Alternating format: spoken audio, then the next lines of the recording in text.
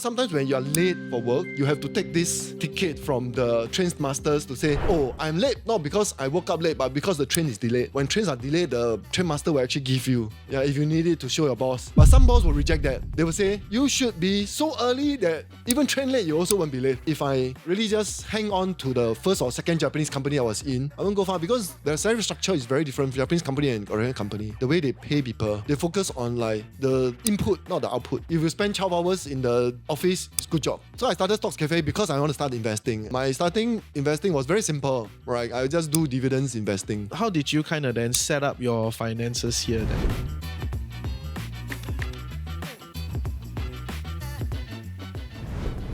Welcome back to Chills with TFC. I'm your host Reggie, aka your Chief Financial Coconut, and today we are at Sofitel. Yes, I think can credit them lah. Yeah, this Mumu invited us to come for an event here. Then I was like, wow, everyone is here, man. I better bring my barang here so that I can grab some stories and get things done. So yeah, today we are here with Evan from Stocks.cafe. For our audience that don't know you yet, can you introduce yourself? Hello, my name is Evan. I started Stocks.cafe about, I think, 2015.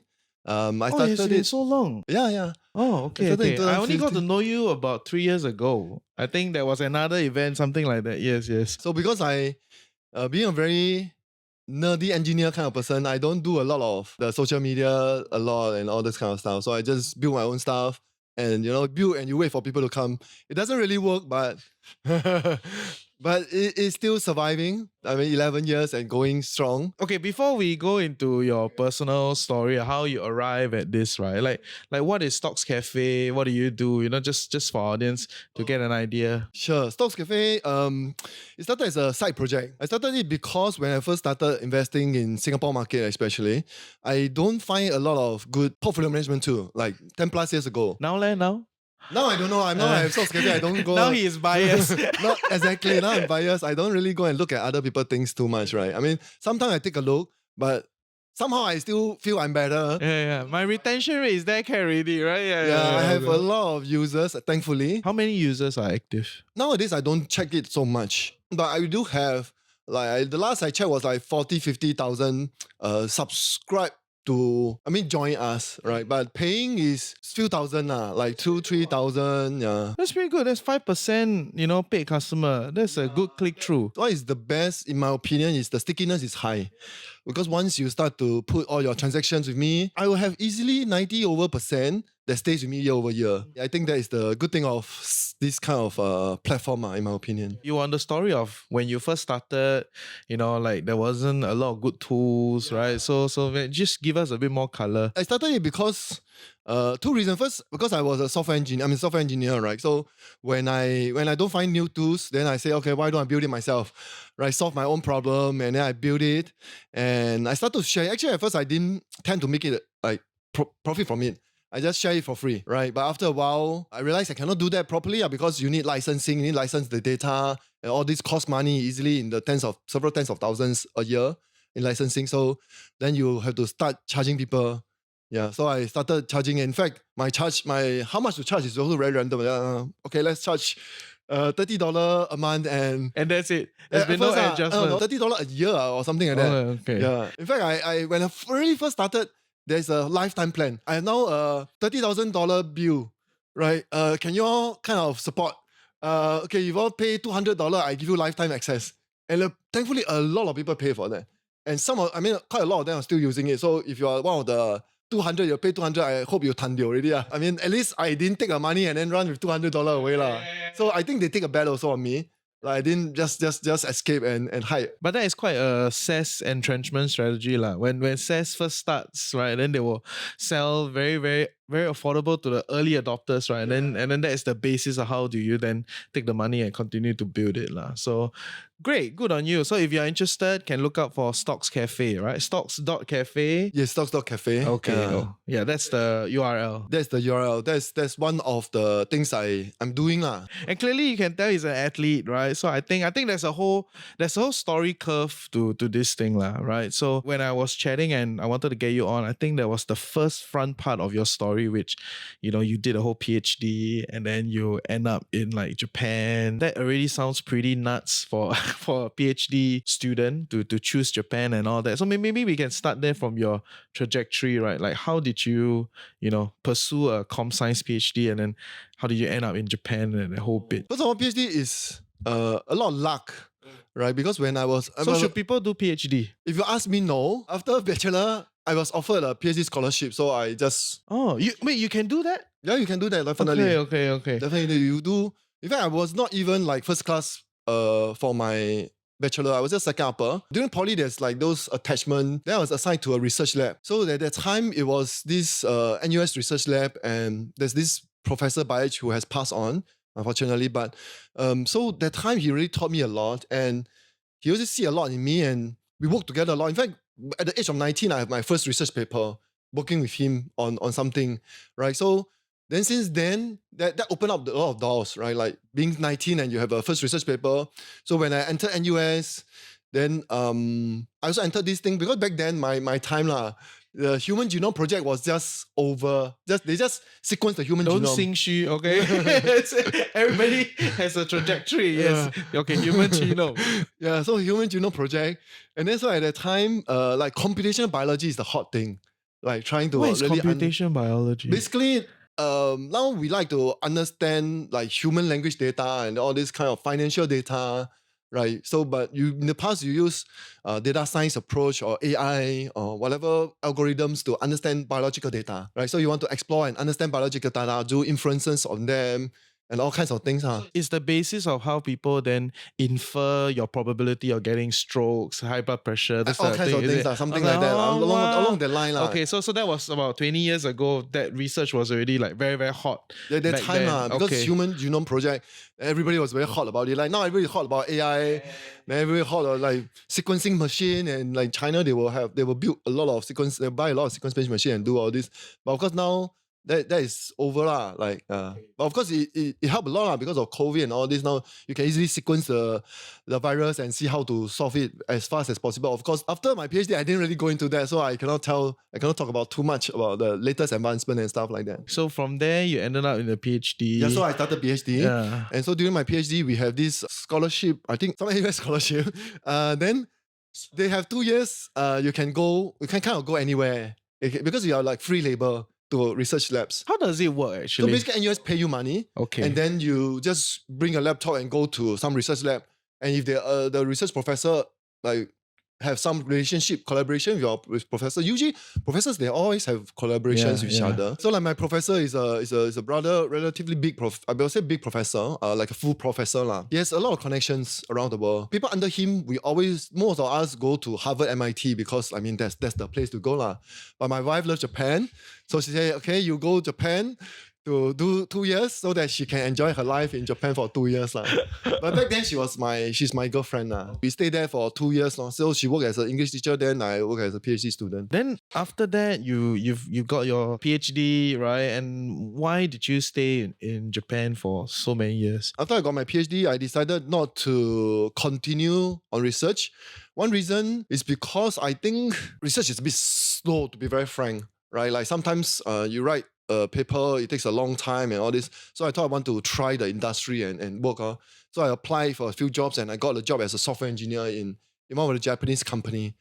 Then I just started working there. Maybe just want to dig a little on the whole like having a career in Japan, and both of you eventually have a PR, right? So just so I get some thoughts, like, everybody say Japanese are very hard to work with, right? So first of all, I need to correct. Only I'm a PR. My wife is not, right? Like we chose only I to be a PR for some taxation reasons. Okay, we'll go there. Yes. Working in Japanese company, actually I work in 3 companies in Japan.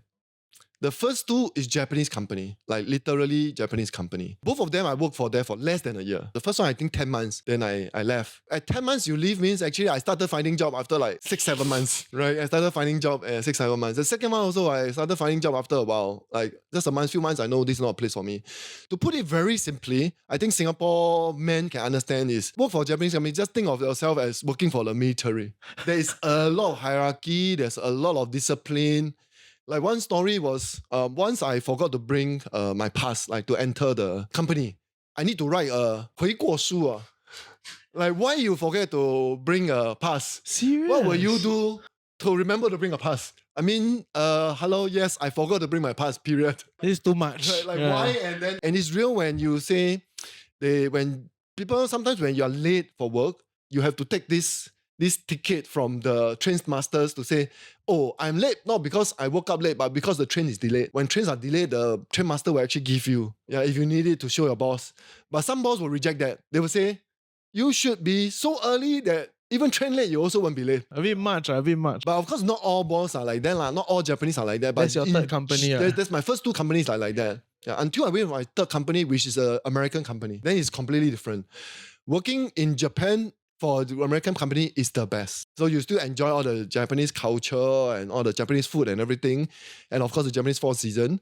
But at the same time, you get American style pay, American style benefit is the best. So if you're considering going to Japan to work, find American company or maybe European company, I don't know, but I work for American company. You were based in Tokyo? Based in Tokyo, the office is always in Tokyo. Oh, all the big jobs are in Tokyo. All the most, at least those that I know of, yeah. But now, since post-COVID, I think they changed again. I mean, for a period after COVID, they allow a lot of remote work. You can work in like other cities. Also, they don't care, they're purely remote. But I think now they changed again. Like, you know how the tech world has been changing. At first, remote work is perfectly fine. Now 3 days must be 3 days, now 5 days. So then how did you end up as a PR then? So in Japan, the PR is very different from Singapore. I think Singapore is more of a unknown, right? There's no clear definition. In Japan, there's clear point system. It's a point system. Yeah, it's a clear point system. Okay. If you hit certain points, you can easily get. So I went to Japan with this, what we call highly skilled visa. Like there's this like special visa called highly skilled visa. So with that visa, actually after a year, you can apply for PR. Just work for 1 year. Actually, just live in Japan for 1 year, you can apply for PR. That's the basis, but you still need to have certain points.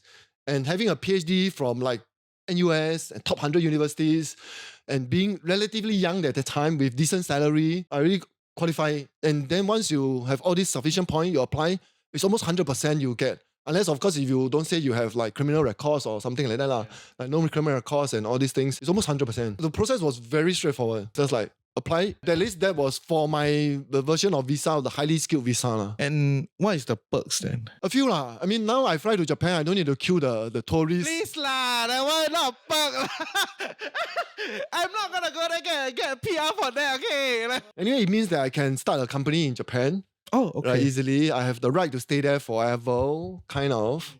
And their PR is a bit different from Singapore, at least as far as of currently. But what I know Japanese PR is so far I have been able to renew my PR. Actually, PR doesn't expire. PR doesn't expire. What expires is the card. And the card you renew every 7 years, very easy. But there's another great system is the re-entry permit.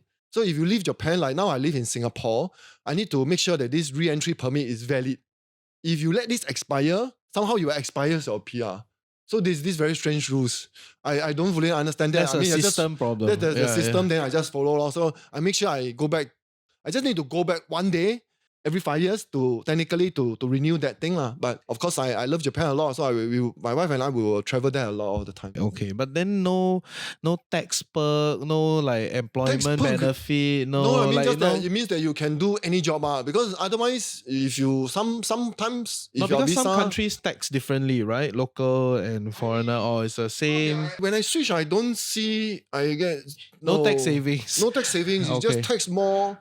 So I don't think I get any. I mean, they are just based on how much you earn and then you tax you how much. Okay. So no real upside lah. Getting a PR. I mean, you shit. can stay there and don't work and still stay there. You can work in any company because sometimes I think some visa is tagged to certain company or once you quit, there's a whole problem. Fair. I think so. that's a big part of why people pursue PR ship, right? So you're not bound to a company that is sponsoring the visa. Exactly. Right. Yeah. I mean, for us, to be honest, back then was like because I thought I would live in Japan forever.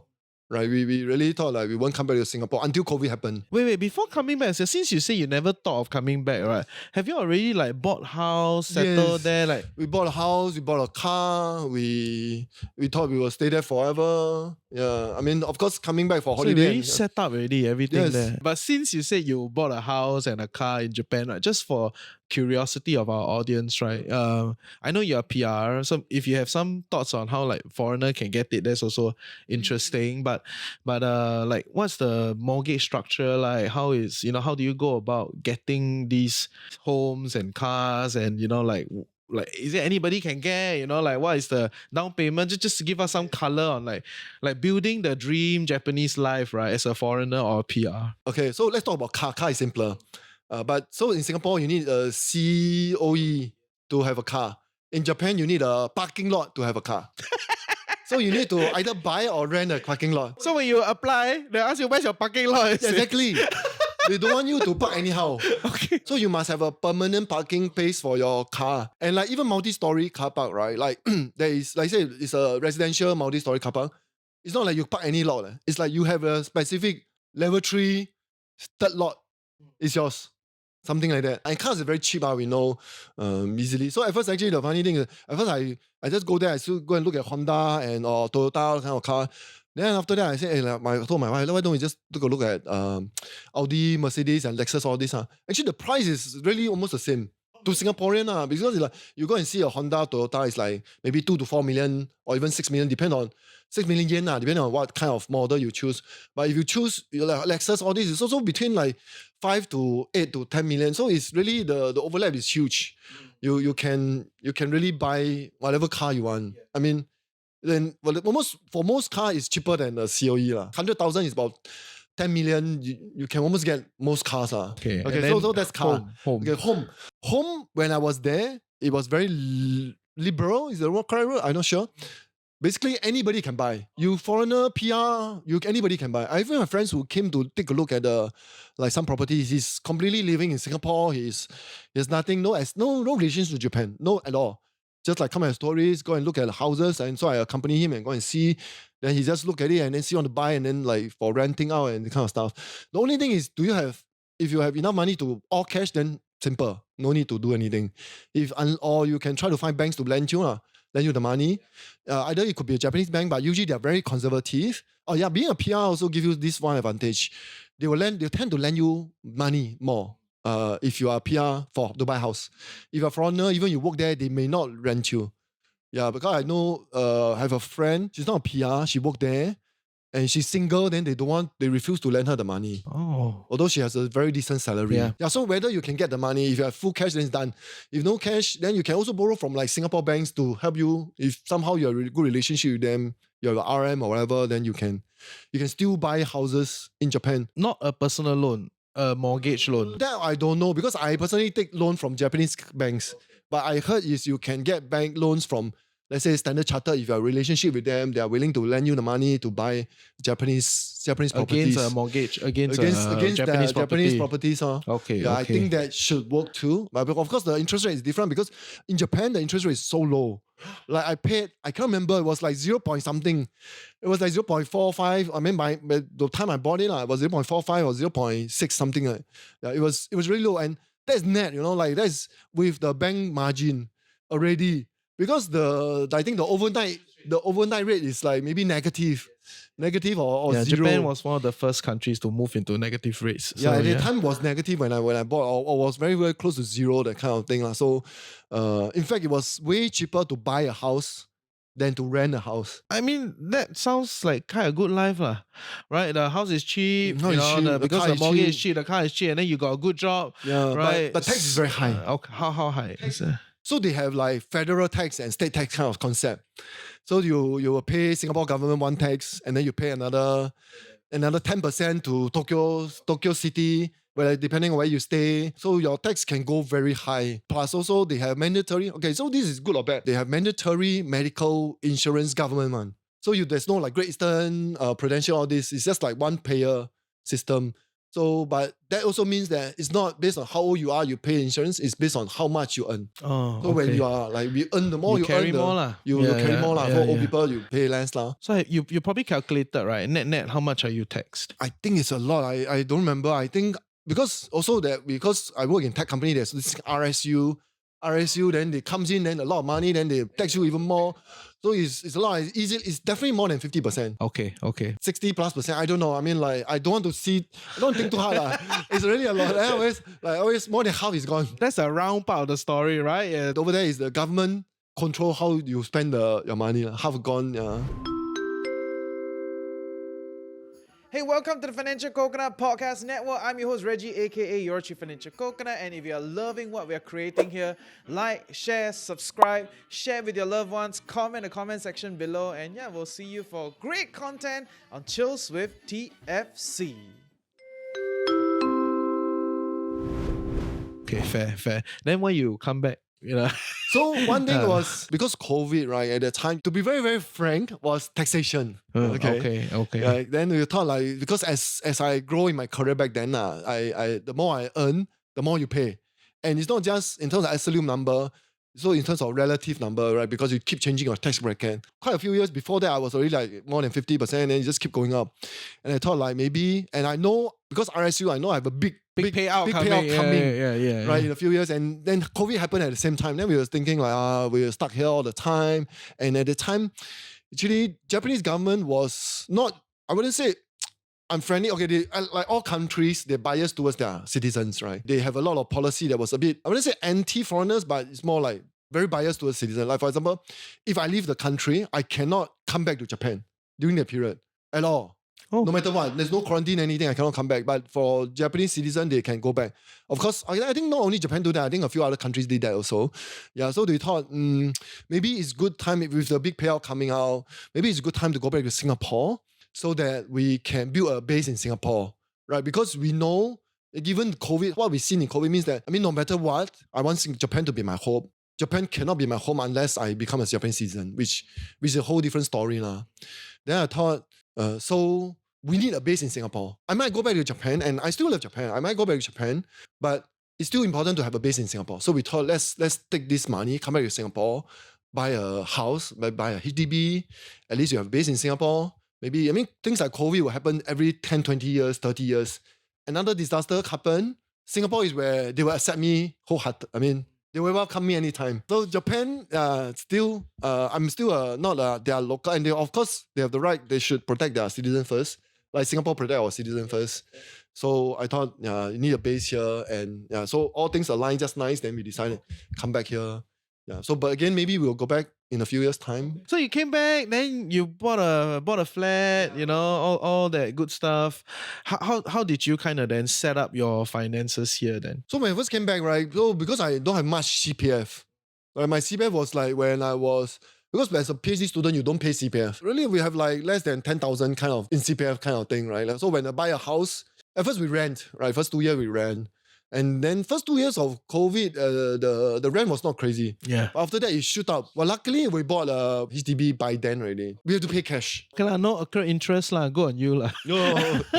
Yeah, but of course, we didn't pay full cash because at that time, the interest was still low. So I got like 1+%, I think 1.5%. Bank loan, bank interest. We fixed 1.5%. Okay. So for 5 years. So. And do you get any subsidies? I don't think we got much subsidy. So we bought a resale flat. Okay. We couldn't get all the HDB loan. We couldn't get all the full price, carry the bag guy. Full price and full cash, with maybe 8,000 CPF to. and at that time, because I thought I won't come, I think zero CPF, because at that time I thought I will not come back to Singapore. I even pick go and transfer all to SRS, SA account. Right? I thought, okay, we did thought of like buying a condo, so we did view. But the price is really high, because if you easily 1.5, 1.8 million, you need to pay 600k cash. And then also we took a look at HDB, then 600k cash is like the whole HDB price. And I thought like, maybe it's better to buy a HDB. Also because our original plan is to let's stay here a few years, build a base, then maybe go back to Japan or even other countries. I want to finally go into more of the numbers, right? Yeah, finally we're getting there. Yeah. So like, how does your overall financial structure look like? Where do you because it just sounds like I bought a house here, and I do some little business here, and I got RSU. It's like all over the place. everywhere, right? So how are you then, doing your money and managing your finances? What is your frame and your strategies, and what's your magic number? Back then, when I started Stocks Cafe was when I was kind of in the American company, already in the American company. So my salary was quite good. I mean, thankfully back then tech workers were paid decently well. How much actually? Because it's back there already. Back then can say already. Easily we will start at like 100 plus K lah. A year you lah. fresh grad, like NUS 刚毕业 that kind, right? US like, or Sing? US dollar also lah, 100 plus K easily lah. You start with that kind of salary. As you grow, easily you will double, triple, five. With RSU in, you can easily hit more than $500,000 a year easily lah. If you do well, you stay in the company for long, and if you're lucky, the correct company and all this, $1 million salary is not unusual lah. That's why all the CEO have to sell you a dream. Very hard to motivate millionaires to come to work every day. It's like, we'll change the world. Only then you will come. Okay. Yeah, I mean back then was very good lah. But I don't earn million lah. I don't earn million. I earn few 100,000. So I started Stocks Cafe because I want to start investing. And then my starting investing was very simple, right? I just do dividends investing, right? I buy all the standard things lah, like the REITs, the big banks, and all the. Of course, I make mistakes along the way. Most of my portfolio till now is mostly REITs and big banks. I think 70%. Is there a reason why? Because, I'm trying to reconcile this, right? You choose to work overseas, you want to try all sorts of crazy things, then your portfolio is like an uncle. I'm an uncle, but yes. It's like, wow, very safe, like big finance, REITs, all. I can't remember why, but I thought building this kind of base is better, right? Have a dividends income. Because I always wanted also not to work. Right, I think like most people, right? I want financial freedom. Yeah. At that time, I thought like don't work or just do my own thing like Stocks Cafe or whatever I want to do, right? It's important. So I thought having a consistent payout is a good thing. Okay. Yeah, okay. Back then. But now I also have a lot of tech stocks. And I also run options against them or do short call, short puts, all the typical things lah. I don't know if they're typical, but why then? Why do you kind of amp up the crazier bits of the portfolio? I think once I have sufficient dividends income that I think, okay, for my HDB expenses with no car, I think it's good enough. Then I thought like you can also take some risks. No? I mean, I think it's fun. I think doing options and buying some tech stock and it's fun. And or some stocks are like I also like healthcare stocks. And you just kind of learn and evolve over time. Learn and evolve over time. You change over time. I think differently. And what are your priorities nowadays then? To give a bit more color to that, usually I don't think of like how much net worth I have. I think of how much income I'm generating. So how much income do you need to generate? When I first started, I thought like having 1 million and then generate like 5% is like 50,000 is enough, right? But now I think that double or triple. So now together with like all the dividends income, with options income, with Stocks Cafe income, and I also have a gym in Japan, and all these things. I think easily 100 plus 200. Yeah, no problem. Per month? Per month lah. Per year lah. Okay. So I think that is enough for low expenses person like me lah. Do you have kids? No, we don't have kids. Okay, yeah. Then that's a great life, right? In Singapore with 200,000, so-called passive, right? Then it's really pretty damn good. Yeah, pre-HDB and then no car also. I just take Grab everywhere. I thought there is more freedom. I think that's why when we are at this Mumu event, right? And then I look at everyone, they all still have a bit of that. They're like, hey, I want to like make more money hustle. I look at you, so like, Evan just come in, very chill, very relaxed. Like, hey, this guy doesn't want to like make more money already. And then I saw he got all the high rock stack at the back, right? So he has fallen down another like rabbit hole, like so yeah. Is that like, how did you kind of go from like, I want to make a lot of money, get the passive income going, into this like fitness, athletic buff? Actually, I don't know why leh. I just when I first came back and then near my house there's an F45. I joined there. Then I just started along. Then started after the BFT, then go Revel. Then now I even Revel don't do enough like high rocks things. Then I decided I do high rocks. I go like those 24/7 gym so that I can always do the rowing machine for 40 minutes or something like that. Yeah. So there's no thoughts around why did it become a priority? Oh, no, actually, when I was in NUS, actually I also kind of like full-time athlete, part-time student. That's what people call me. I was in the Dragon Boat team. I went to Ironman during NUS days. I do mountaineering a bit. Yeah. So I was also very active back then as an athlete.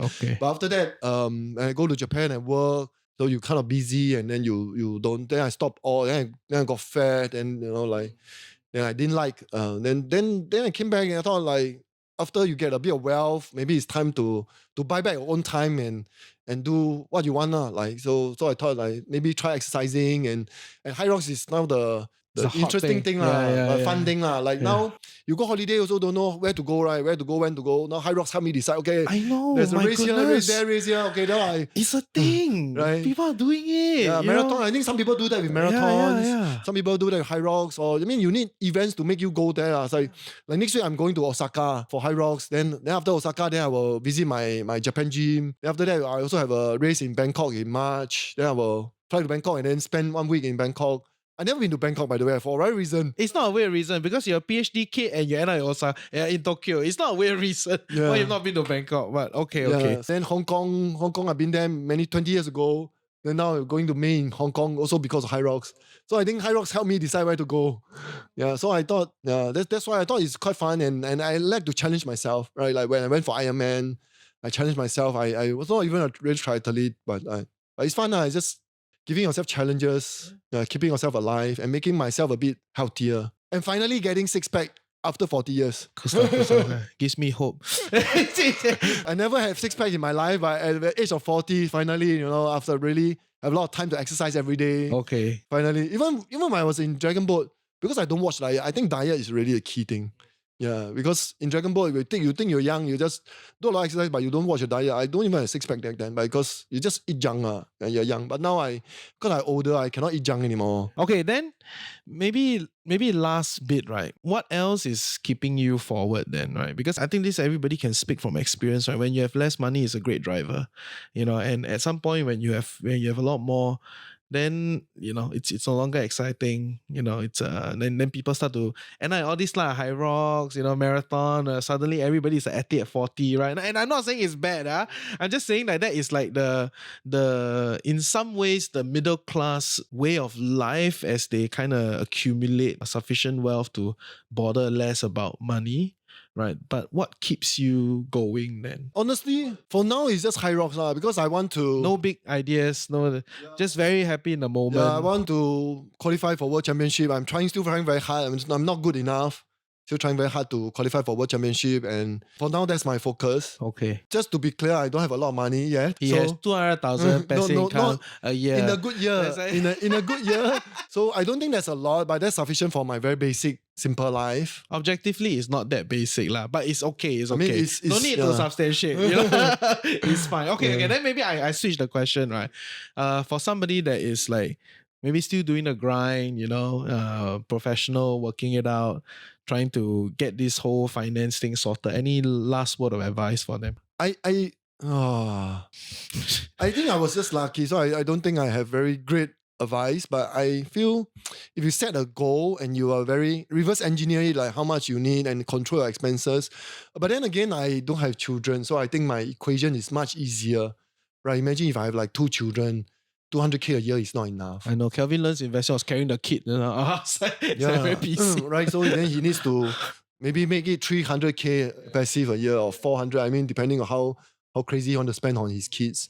So I think everybody has their own different challenges. So I don't think I'm in a good position to give advice lah. But for me, at least in my opinion, I feel there is a lot of opportunities everywhere. And if you are willing to try and keep trying, at least I was lucky enough to given a good chance at a good time back then. Find a good professor. I was assigned to a good professor, good leader, good mentor. Bring you very far. Yeah, if you also join a good American company, imagine if I just actually, you think about it, if I really just hang on to the first or second Japanese company I was in, I wouldn't go far.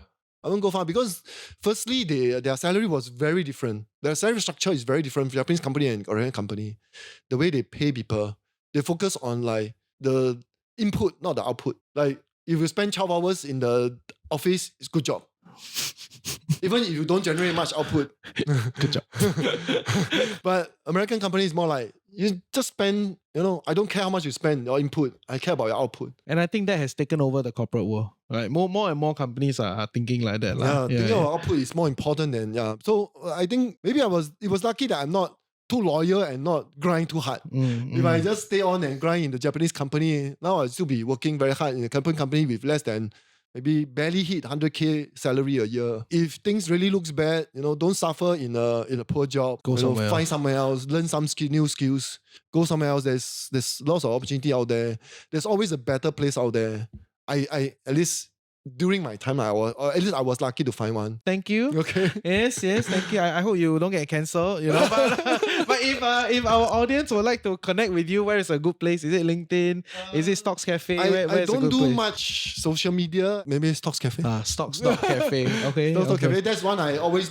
Every morning I'll open it and then look at any messages, anything on my users, any questions, or any bugs. I always like to release new things and then create new bugs. Thank you for your time. Thank you. Yes, awesome. I hope you enjoyed today's episode.